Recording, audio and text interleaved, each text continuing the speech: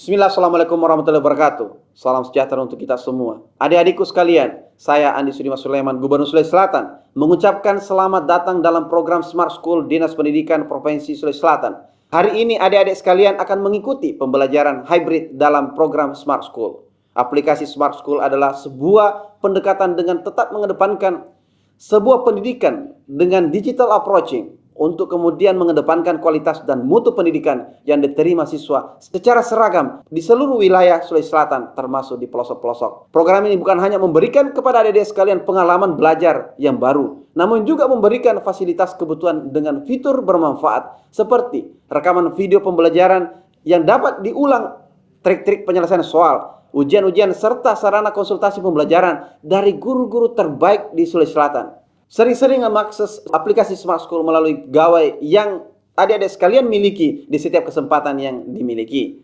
Untuk seluruh adik-adikku sekalian yang saya cintai, saya banggakan, selamat belajar dan semoga ilmu yang didapatkan bermanfaat untuk menambah pengetahuan pendidikan adik-adik sekalian. Salam kita pada salam. Assalamualaikum warahmatullahi wabarakatuh. Salam sejahtera untuk kita semua.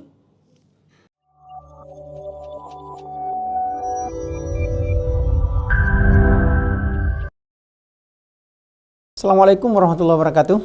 Berjumpa kembali dengan saya, Jamal Pasalongi, pada pembelajaran Smart School, mata pelajaran Bahasa Indonesia.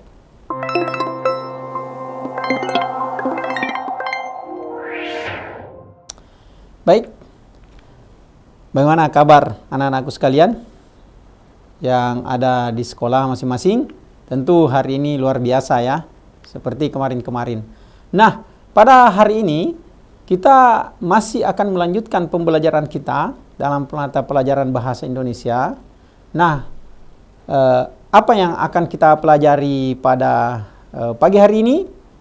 Yaitu menganalisis kebahasaan teks, novel, sejarah. Bersama saya, Jamal Pasalongi, Guru Smart School. Pada pembelajaran yang lalu, kita sudah mengenal struktur.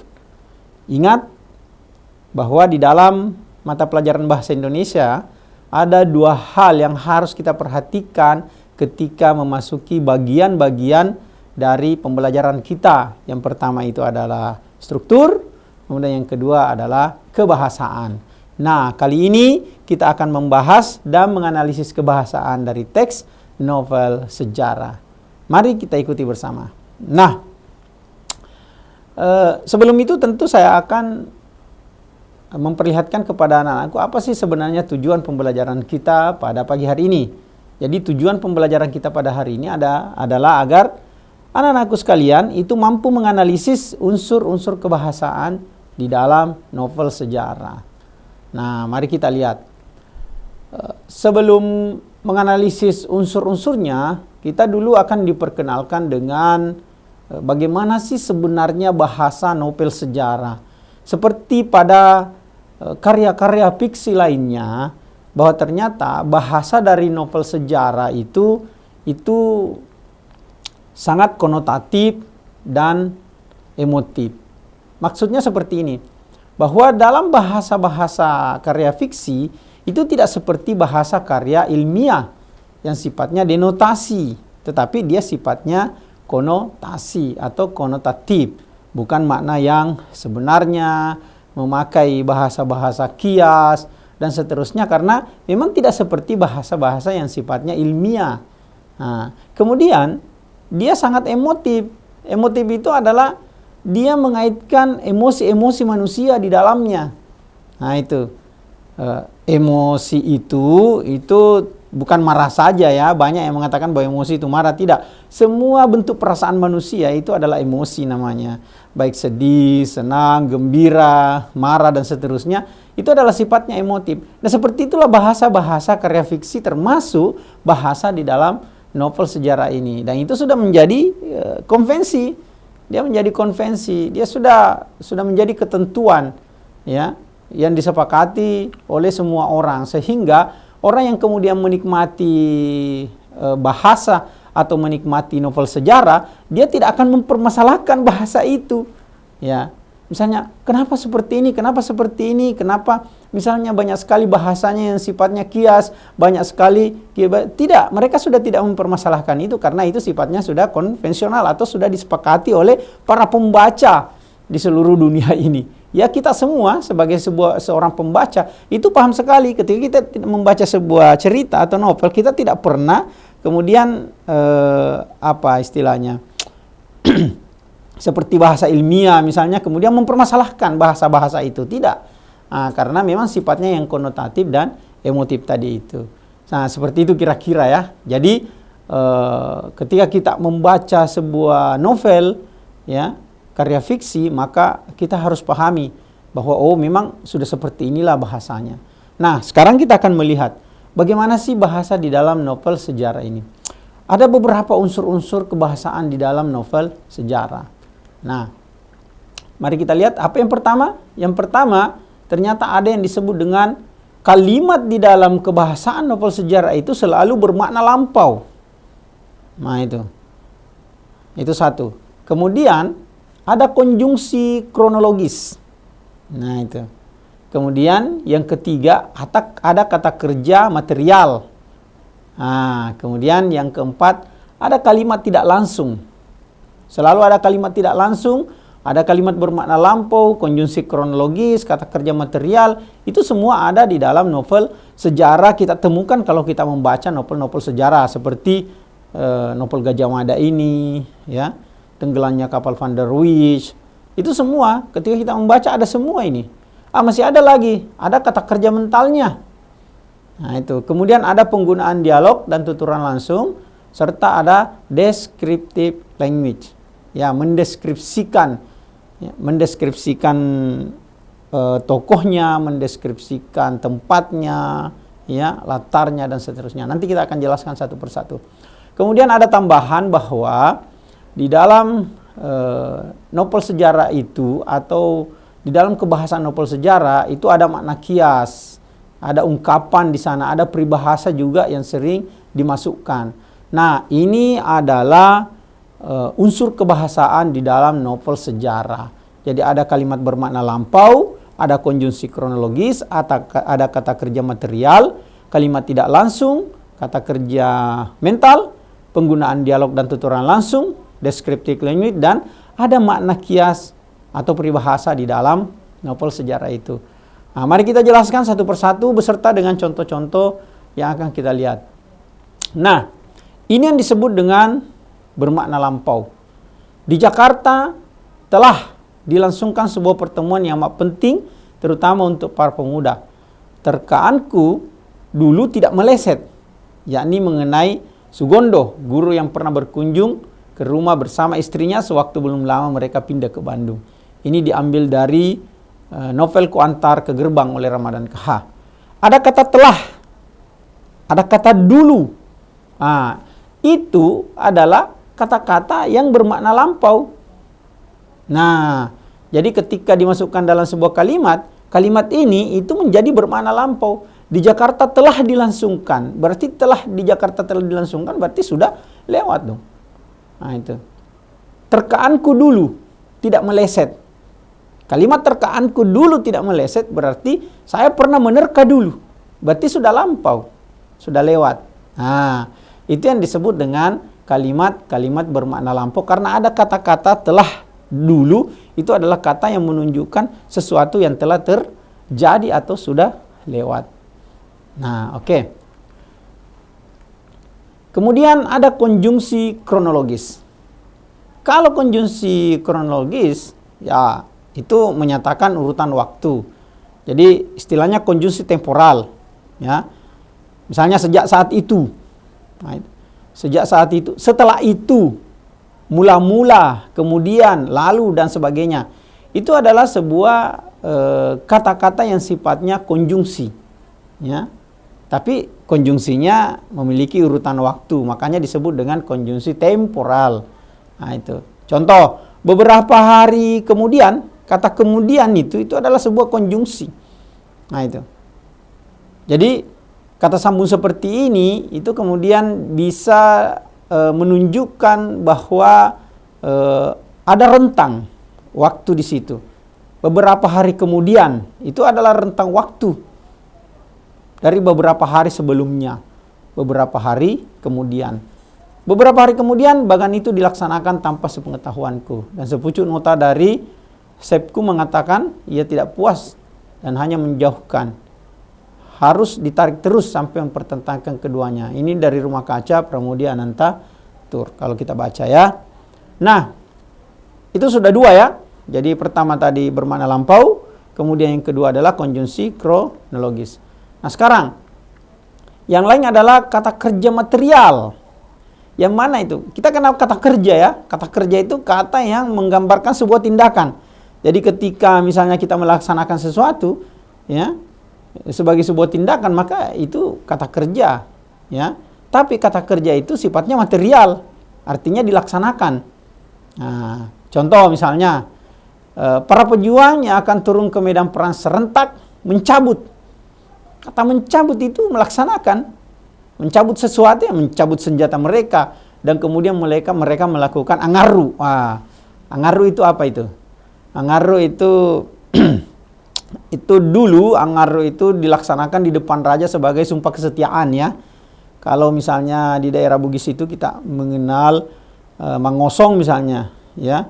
Artinya mempersembahkan lagu-lagu osong istilahnya ya. Nah itu dulu. Nah, makanya karena dia bahasa daerah maka kita miringkan. Tapi angaru ini adalah sebuah tindakan. Nah, maka kita masukkan dalam sebuah kata kerja yang menggambarkan sebuah tindakan. Angaru di depan Lapatau beserta para punggawa lainnya sebagai pernyataan kesetiaan pada raja. Mereka telah siap menjadi pelapi arun-arunge berada di depan melindungi siri raja. Setelah proses angaru, mereka pun berbaris. Berbaris itu melaksanakan sesuatu tindakan. Nah, itu. Segera setelah genderang perang dimunyikan, maka menghamburlah para tawarani tanpa rasa takut. Ini dari sebuah cerita Lapatau, lah kita mengenal takut, itu karya saya. Nah, oke. Jadi ada kata kerja material, kata kerja menggambarkan sebuah tindakan. Apalagi? Ada kalimat langsung. Kalau kalimat langsung, kalimat tidak langsung ya. Kalau kalimat tidak langsung, maka itu dituturkan. Dituturkan oleh tokoh yang dibuat oleh pengarang. Jadi menggunakan kata kerja yang menunjukkan kalimat tidak langsung sebagai cara menceritakan tuturan seorang tokoh oleh pengarang. Misalnya, dia mengatakan bahwa, berarti itu tidak langsung. Nah, karena dia menyatakan, dia menceritakan tentang, berarti tidak langsung kan? Karena dia menceritakan.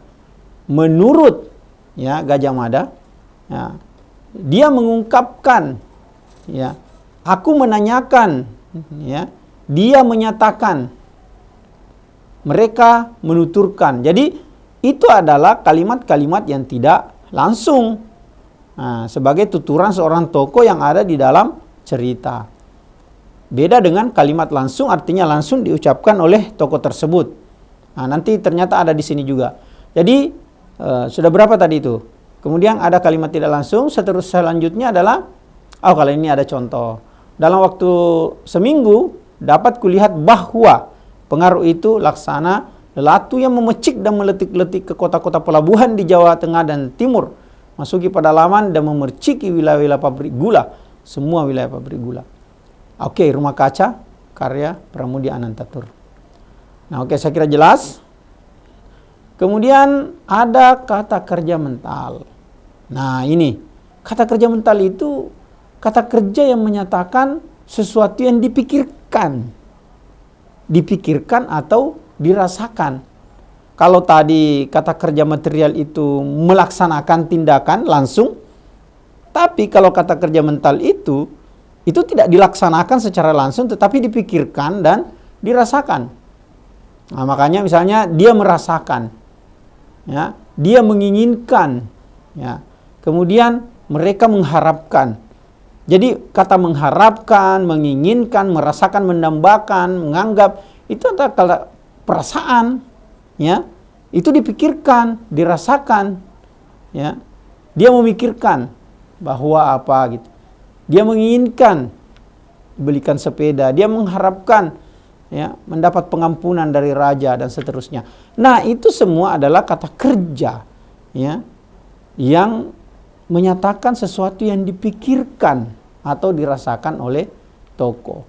Nah, nanti kita semua bisa berlatih untuk membuat kalimat-kalimat seperti ini sehingga sudah merasakan perbedaannya. Contoh misalnya menginginkan dan mengharapkan itu kan itu sama maknanya tetapi berbeda ketika dipakai dalam konteks kalimat ya. Nah, contohnya seperti ini. Segenap prajurit bersikap ramah kepada siapapun karena memang demikian sikap keseharian mereka. Lebih dari itu segenap prajurit merasakan. Nah itu, merasakan gejolak yang sama. Nah, berarti kalau misalnya dia kata kerja material, maka mungkin segenap prajurit berbaris, berarti mereka melakukan sesuatu. Kalau segenap prajurit merasakan, nah, itu hanya bisa dirasakan. Nah itu hanya bisa dirasakan. Nah karena itu dia kata kerja mental namanya. Ini diambil dari Gajah Mada bergelut dalam kemelut tahta dan angkara oleh Krishna Haryadi. Nah, ada lagi satu. Nah, ini tadi. Ini penggunaan dialog ditunjukkan oleh tanda petik ganda. Nah, ini yang biasa digunakan pada kalimat langsung. Nah, itu. Kalau tadi kalimat tidak langsung, sekarang kalimat langsung. Kalimat langsung itu biasanya ditandai dengan, kalau ditulis ya, kalau ditulis kalimat langsung itu ditandai dengan tanda petik itu. Tanda petik ganda. Apa maksud Tuhan? Perasaan benci yang direka dalam piranti kebudayaan, kesenian khususnya wayang dan tembang macapat, daya tahannya luar biasa dan daya serapnya amat istimewa, rasuk ke dalam jiwa, dalam sanubari dan terus sepanjang hayat dikandung badan. Ini ada tanda petik. Nah, itu untuk penggunaan dialog. Ternyata ini masuk juga di dalam unsur-unsur kebahasaan dari sebuah novel sejarah. Contohnya seperti ini. Sebenarnya kataku dengan tekanan yang menekan juga. Nah, kata sebenarnya kataku itu adalah tuturan langsung. Nah, semua tuturan langsung itu selalu ditandai dengan tanda petik ganda. Dari Rumah Kaca, Pramudia Anantatur. Kemudian ada yang disebut dengan deskriptif long. Deskriptif long ini adalah menggambarkan tokoh baik tempat maupun suasananya. Jadi pada descriptive language ini ketika kita misalnya menulis dan kemudian menggambarkan tokoh dalam suasananya ya, atau menggambarkan kehebatan tokoh, menggambarkan suasana di mana tempat tokoh berada, maka itu disebut mendeskripsikan. Nah, contoh di sini, Gajah Mada tidak bisa menyembunyikan senyumnya dari kenangan kakek tua. Gajah Mada tidak bisa menyembunyikan senyumnya. Itu kita mendeskripsikan dan seakan-akan melihat Gajah Mada tidak bisa menyembunyikan senyumnya. Atau kalaupun di situ misalnya Gajah Mada tersenyum, kita seakan-akan melihat seseorang dengan senyuman. Berarti kita sudah mendeskripsikan orang itu. Misalnya orangnya tinggi, ya, berkumis, maka kita pasti punya imajinasi tentang orang itu karena dia digambarkan secara deskriptif. Nah, kalau tidak digambarkan secara deskriptif, maka kita tidak akan punya bayangan ke sana. Nah, makanya dia disebut dengan deskriptif. Oke, Gajah Mada tidak bisa menyembunyikan senyumnya. Itu kita langsung seakan-akan melihat Gajah Mada yang tersenyum. Nah, itu yang disebut dengan deskriptif. Misalnya kalau menggambarkan tempat dan suasana sama. Kemudian ada lagi yang disebut dengan makna kias. Makna kias, kata atau frase yang bermakna kias digunakan penulis untuk membangkitkan imajinasi serta memperindah cerita.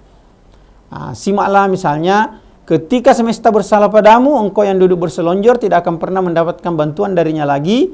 Semua topute pasti busuk hati. Tapi topute ini lain. Ini diambil dari Mengasah Pena di Langit Biru, karya Saifuddin Bahrun almarhum. Ini menceritakan tentang Colik Pujie yang menulis kembali Ilagaligo itu. Nah ini cerpennya ini bagus, novelnya ini bagus maksud saya. Nah, kata busuk hati, coba semua topute pasti, kalau saya katakan misalnya semua topute pasti jahat, kan sama ya, tetapi ada kata topute pasti busuk hati. Busuk hati itu adalah sebuah ungkapan. ya, bermakna kias. Memang betul jahat dan dengki. Kalau saya katakan semua tokoh putih pasti jahat di situ, maka itu biasa saja. Tapi kalau kita menulis sebuah cerpen seperti ini atau sebuah novel seperti ini, maka kita biasanya memang menggunakan kata-kata kias. Supaya apa? Nilai rasanya tinggi dan membangkitkan imajinasi para pembacanya. Nah, itulah kehebatan seorang penulis. Misalnya, semua tokoh putih pasti busuk hati, kita tidak usah ganti dengan jahat dengki, tapi kata busuk hati itu kemudian memiliki imajinasi yang berbeda ketika kita hanya mengatakan jahat, dengki dan seterusnya.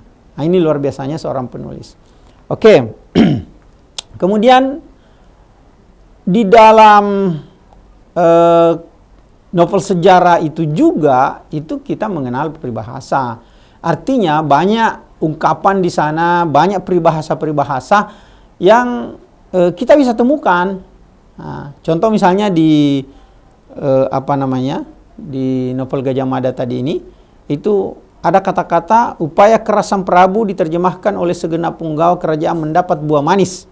Ya, hidup rakyat Majapahit boleh dikata gemah ripah loh jinawi kerta tata raharja, hukum ditegakkan. Kata gemah ripah loh jinawi ini itu bermakna hidup makmur, aman dan tentram. Bahkan kata mendapatkan buah manis itu adalah sebuah ungkapan. Ya, tapi kita melihat peribahasanya. Nah, itu. Jadi ada ungkapan, ada peribahasa, ada makna kias. Itu semua ada di dalam sebuah novel sejarah. Karya-karya fiksi seperti ini itu biasa kita dapati di sana. Dan ternyata di novel sejarah itu juga ternyata kita bisa dapati. Nah, kira-kira seperti inilah yang terkait dengan kebahasaan dari novel sejarah ini. Nah, jadi ada beberapa tadi kita lihat kembali. Saya mengulangi kembali sebelum kita melakukan tanya jawab. Jadi, nah, unsur kebahasaan dalam novel sejarah itu mulai dari kalimatnya bermakna lampau, kemudian banyak menggunakan konjungsi kronologis, kemudian banyak kata kerja mental di dalamnya, ada kalimat tidak langsung, ada kata kerja material, ya, penggunaan dialog dan tuturan langsung, ada descriptive language, ada makna kias dan peribahasa. Itu semua membingkai sebuah karya yang disebut dengan novel sejarah, dan di sana adalah unsur-unsur kebahasaan ini bisa kita dapati. Nah, oke. Kita akan melihat soal. Mungkin nanti di sini ada kalau misalnya ada anak-anak yang bisa menjawab, itu bisa raise hand atau misalnya menjawab secara langsung. Nah, oke. Ini ada penggalan. Ya, penggalannya nanti ini kalimat bermakna lampau terdapat pada nomor berapa? Nah, itu. Nah, coba kita lihat. Jadi yang dicari adalah kalimat bermakna lampau. Coba. Gajah Mada 1. Gajah Pradamba terpilih menjadi pimpinan pasukan Bayangkara karena ia tidak mempunyai cacat. Sebaliknya, Gagak Bonggol yang sangat berkeinginan menjadi orang pertama di pasukan pilihan itu terpaksa harus bisa gigit jari. 9 tahun yang lalu Gagak Bonggol melakukan kesalahan karena telah menghukum mati seorang Bayangkara yang tidak bersalah. Kekeliruan itulah yang harus ditebusnya hingga kurun waktu yang panjang. Gagak Bonggol mestinya harus berhadapan dengan undang-undang Kutara Manawah. Namun Jaya Negara telah menyelamatkannya. Nah, ada ini kita saksikan. Kalau misalnya ada sekolah yang ingin menjawab, boleh melakukan raise hand. Ada sekolah yang ini.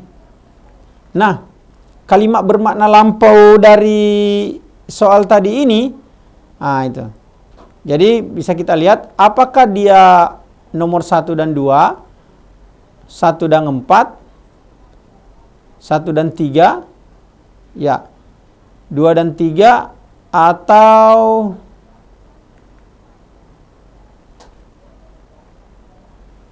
3 dan 5 dari SMA 6 Bulukumba. Ya, silakan dari SMA 6 Bulukumba. Ada yang kalimat yang bermakna lampau tadi terdapat di nomor berapa? Kalau suaranya tidak bisa, naikkan saja tangannya. Misalnya nomor 1A, nomor 2B, nomor 3C, nomor 4D, nomor 5E. Ya. 2 dengan 3. D ya, nomor 4. 4. Oh ya, oke. Baik. Terima kasih. Luar biasa. Nah, sekarang kita akan lihat manakah yang benar. Di sini ada beberapa sekolah juga yang sudah kita lihat menjawab. Nah, ada dari SMA 5 Baru, ada dari SMA 11 Pangkep, ya, ada SMA 3 Bantaeng, itu ya. Nah, oke, ada SMA 3 Bantaeng, SMA 11 Pangkep, ya. Nah, sekarang kita lihat jawabannya. Wah, ternyata jawabannya adalah E. Nah, bagaimana penjelasannya? Penjelasannya itu karena kalimat bermakna lampau, maka ada kata-kata yang sudah terlewat. Ada sesuatu yang telah terlewat. 9 tahun yang lalu, itu berarti kan sudah lewat. Nah, itu. Kemudian nomor 5 ini telah. Nah, itu seperti contoh tadi itu telah. Berarti sudah lewat. Nah, sehingga kata telah itu bermakna lampau. Artinya satu kalimat di sini itu bermakna lampau karena ada kata-kata yang sudah lewat tadi itu. Nah, oke. Bagus, luar biasa. Sekarang kita lihat soal nomor 2. Konjungsi temporal yang ditanyakan. Ada pada kalimat nomor berapa? Nah, jadi ingat. Konjungsi temporalnya. Sigap Jagabaya menjawab, baik Kakang Gajah. Aku kerjakan. 2. Patidaha Gajah Mada memang layak mencemaskan keadaan Gajah Enggon. Batu sekepalan tangan menghajar keningnya. Kejadian itu mungkin membahayakan nyawanya. Hanya sejenak setelah itu suara kuda berderap demikian kencang menggema dan memantul-mantul ke segala penjuru. Oke, yang ditanyakan adalah apa tadi? Konjungsi temporalnya. Nah, sekarang dia ada di nomor berapa? 1A, B2, C3, atau D5. Oke, ada yang mau menjawab?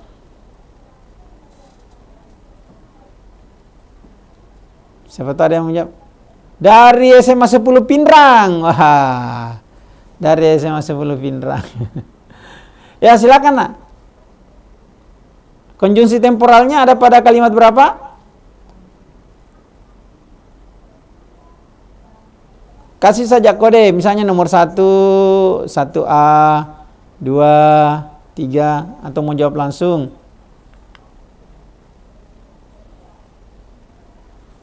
Masih mood? Ya, oke. Oke, jawabannya. Terima kasih, luar biasa. Iya. Ya, terima kasih ya. Oke. Jadi nanti kalau ada yang lain sebut nama ya dan asal sekolah ya supaya jelas kita dengarkan di sini ya. Nah, ini dari SMA 10 Pinrang.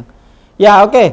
Mungkin dari yang lain ada chat yang kita lihat ya dari berapa SMA. Nah, sekarang bagaimana jawabannya? Jawabannya adalah ternyata betul, luar biasa. Ada konjungsi temporal pada kalimat nomor 5.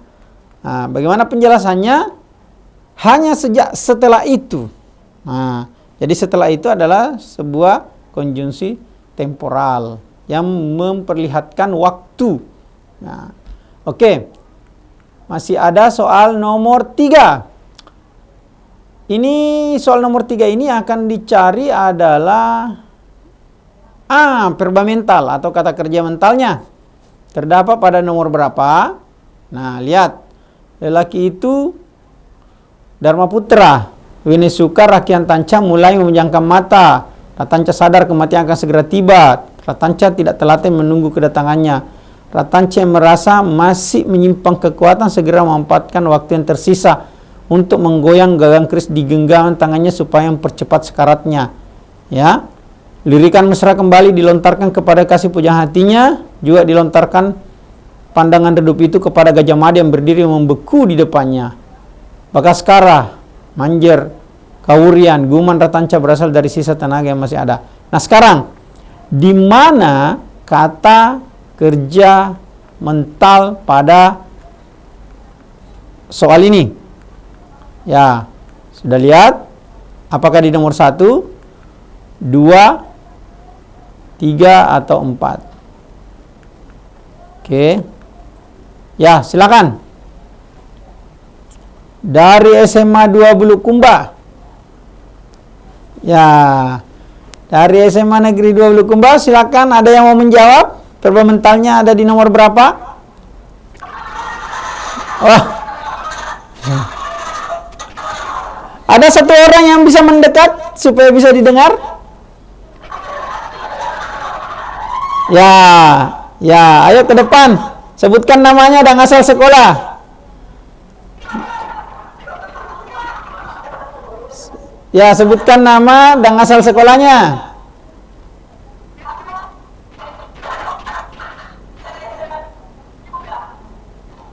Ya, SMA 2 Bulukumba. Namanya siapa? Wah, tidak kedengaran sampai di sini ya. Ya, oke, nak. Apa tadi jawabannya? B ya? Oh, oke.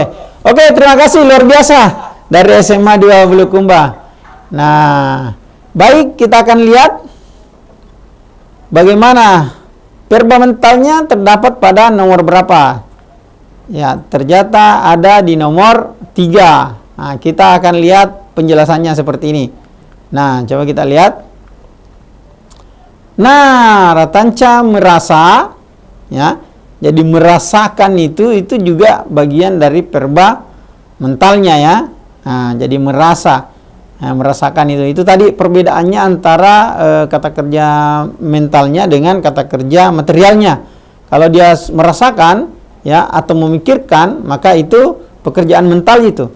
Tapi kalau dia melaksanakan ya, mencabut ya atau menggoyang, nah, seperti ini menggoyang gagang keris, itu adalah kata kerja material.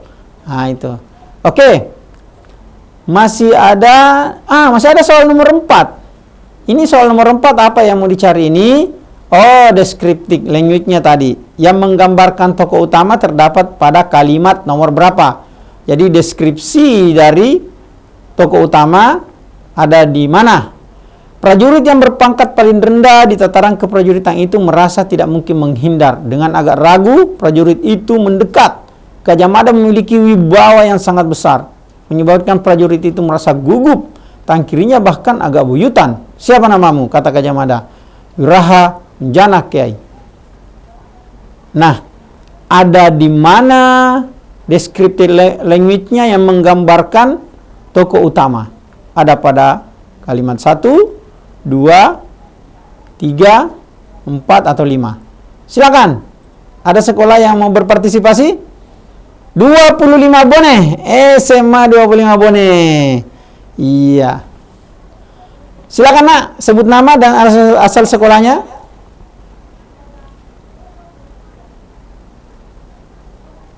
Masih mute.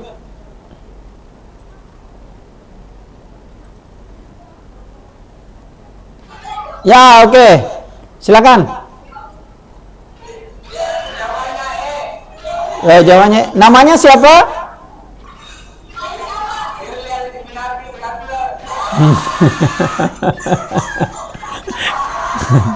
Ya, yang saya dengar cuma gantengnya ya. Tapi oke, ganteng memang. Iya. Oke, jadi jawabannya tadi nomor 5 ya. Ya, oke, nanti kita lihat. Terima kasih dari SMA 25 Bone. Nah, sekarang kita akan lihat ya descriptive language yang menggambarkan tokoh utama terdapat pada kalimat nomor. Ternyata berada di kalimat nomor 3. Coba kita lihat. Nah, ini ada kata-kata wibawa yang sangat besar. Jadi Gajah Mada memiliki wibawa yang sangat besar, menyebabkan prajurit itu merasa gugup. Jadi tokoh utamanya di sini adalah Gajah Mada. Penggambaran tokoh Gajah Mada itu wibawanya sangat besar. Nah, itu yang disebut dengan mendeskripsikan, deskripsi language dari wibawa yang sangat, Gajah Mada memiliki wibawa yang sangat besar. Nah, itu dia. Jadi itu ada di nomor 3 tadi itu. Nah, oke. Terakhir, ini yang mau dicari apanya ini? Makna kata membeku. Makna kata membeku pada teks tersebut. Di sebelahnya Gajah Mada membeku. Kedekatan pribadinya dengan sang Prabu yang tercipta sejak Rakuti mendendangkan tembang makar menyebabkan Gajah Mada merasa sangat kehilangan. Namun kesedihan lelaki bertubuh amat kekar itu tidak harus menyebabkan meruntuhkan air mata. Coba kita lihat kata membeku itu maknanya apa. Mari kita lihat. Yang pertama, merasa benci. Yang kedua, merasa dingin, sangat sedih, atau sangat kecewa, atau diam saja. Silakan, ada sekolah yang mau raise hand atau menjawab secara langsung? Dari SMA 3 baru. SMA 3 baru. Luar biasa SMA 3 baru ya. Ada. Ayo, siapa yang mau menjawab? Ya, ke depan nak. Nah, SMA 3. Namanya siapa? Ya, oke. Silakan. Mana kata membeku ada pada diam saja. Oke, terima kasih. Luar biasa. Salam untuk SMA 3 baru. Nah, kita akan lihat. Jadi, makna kata membeku pada muka Gajah Mada yang membeku itu adalah diam saja. Betul tadi, luar biasa.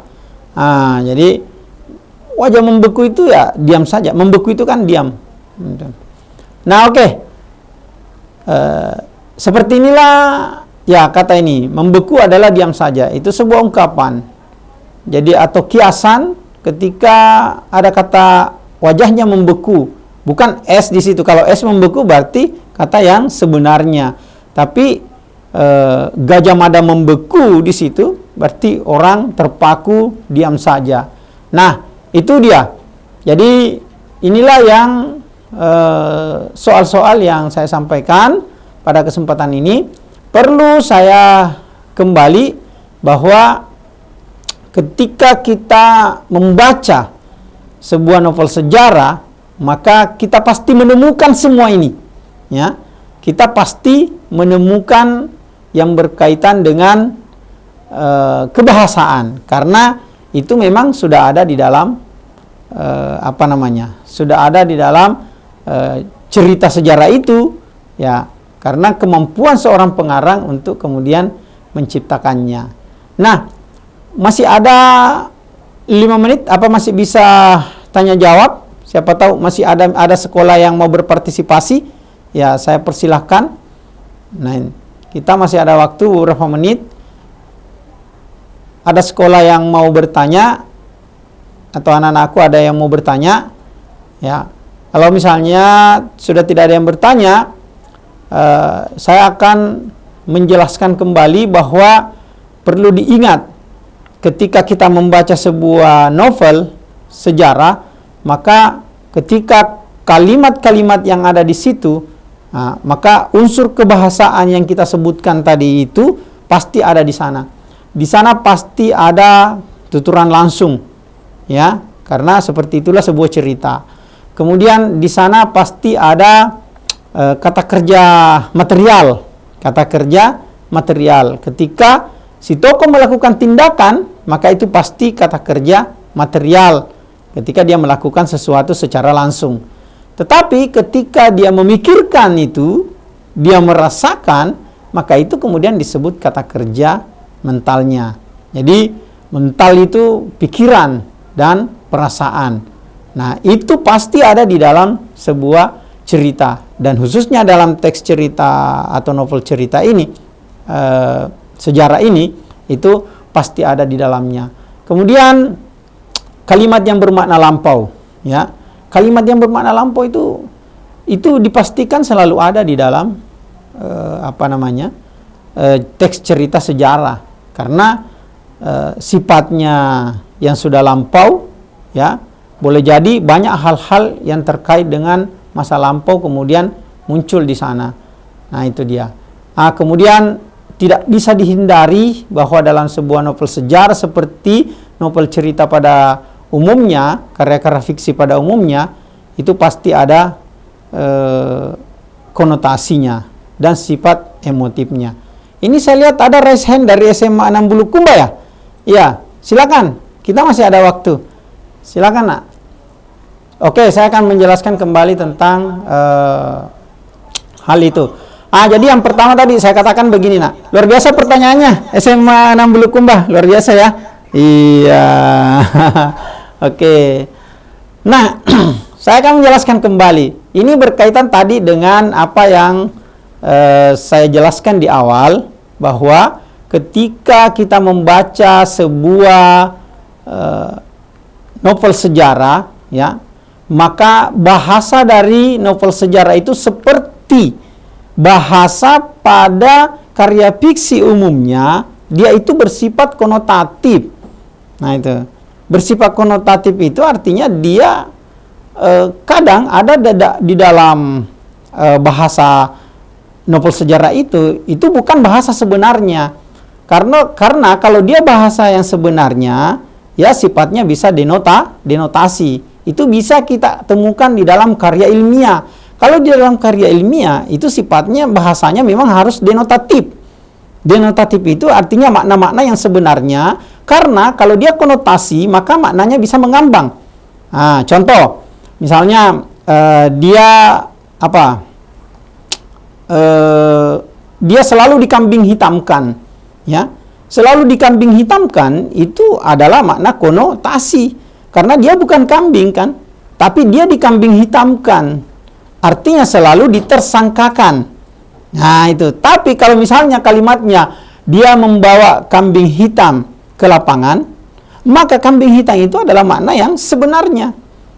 Nah, itu. Jadi seperti itu. Jadi perbedaan antara konotasi dan denotatif seperti itu. Apalagi kalau sifatnya emotif, emosional, ya. Jadi tentu beda dengan karya ilmiah. Itu tidak boleh emotif sifatnya. Kenapa? Karena karya ilmiah itu tidak boleh menciptakan subjektivitas, tapi dia harus menciptakan objektivitas. Makanya tidak boleh hal-hal yang sifatnya subjektif seperti perasaan, ya, keinginan yang berlebihan, itu kemudian kita masukkan di dalam sebuah karya. Dan karya seperti kata-kata seperti ini hanya kita bisa dapatkan dalam bahasa novel sejarah atau bahasa fiksi lainnya. Nah, itu. Kemudian kenapa dimaksudkan dia adalah konvensional? Karena itu adalah kesepakatan yang sudah dipahami oleh semua manusia, bahwa ketika dia membaca novel sejarah, dia membaca karya fiksi, jangan mencari atau jangan kemudian melakukan protes ketika ada bahasa konotasi di situ atau bahasa yang emotif. Nah, itu maksudnya, ya. Jadi itu adalah sebuah konvensional, artinya kesepakatan umum. Membaca karya sastra, kenapa karya sastranya ini banyak sekali misalnya hal-hal yang sifatnya ungkapan, peribahasa, apa dan sebagainya. Ya memang seperti itulah dia. Nah, dan itu sudah disepakati. Nah, itu maksudnya. Oke, luar biasa pertanyaan dari Ananda kita tadi ini. Dan karena waktu juga, maka pada kesempatan ini sekali lagi saya berterima kasih kepada Bapak Ibu guru pendamping yang ada di kelas. Luar biasa Bapak Ibu mendampingi siswa-siswa kita di sana. Dan pada anak-anakku, luar biasa juga telah berpartisipasi pada kesempatan kita hari ini. Nanti kita akan bertemu kembali pada materi selanjutnya. Mudah-mudahan kita sehat semua dan dapat kembali belajar dengan baik di masa yang akan datang. Sekali lagi, saya Jamal Pasalongi dari Guru Bahasa Smart School mengucapkan salam Smart School berkarakter cerdas ke semua. Oke, Assalamualaikum warahmatullahi wabarakatuh dan selamat pagi.